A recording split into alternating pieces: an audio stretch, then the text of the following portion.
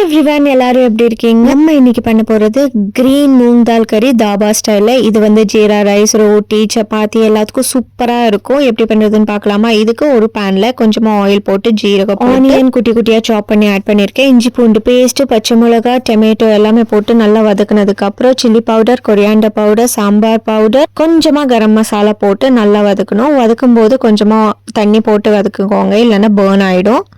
உப்பு போட்டு கொஞ்சமாக தண்ணி போட்டு இருக்கிறதுனால டொமேட்டோ மஷி ஆகிற வரைக்கும் நல்லா குக் பண்ணதுக்கப்புறம் நம்ம ஆல்ரெடி வேக வச்சுருந்த மூங் தாலை ஆட் பண்ணிவிட்டு ஒரு கொதி வந்ததுக்கப்புறம் கொஞ்சமாக கொத்தமல்லி போட்டு இறக்குனீங்கன்னா சூப்பர் அண்ட் டேஸ்டியான தாபா ஸ்டைல் மூங் தால் கறி ரெடி ஆகிடும். நான் இன்னைக்கு இங்கே 1 கப் மூங் தாலை 2 விஷல் விட்டு இறக்கியிருக்கேன், 1/2 hour ஊற வச்சு. இன்னைக்கு நான் பேரப் பண்ணியிருந்தது ராகி ரொட்டியோட செம்ம காம்பினேஷன். நீங்களும் ட்ரை பண்ணிவிட்டு எனக்கு கமெண்ட்டில் சொல்லுங்கள். தேங்க்யூ ஸோ மச் ஃபார் வாட்சிங். வீடியோ பிடிச்சிருந்தா லைக், ஷேர் அண்ட் கமெண்ட் பண்ணுங்கள். Please subscribe to my channel.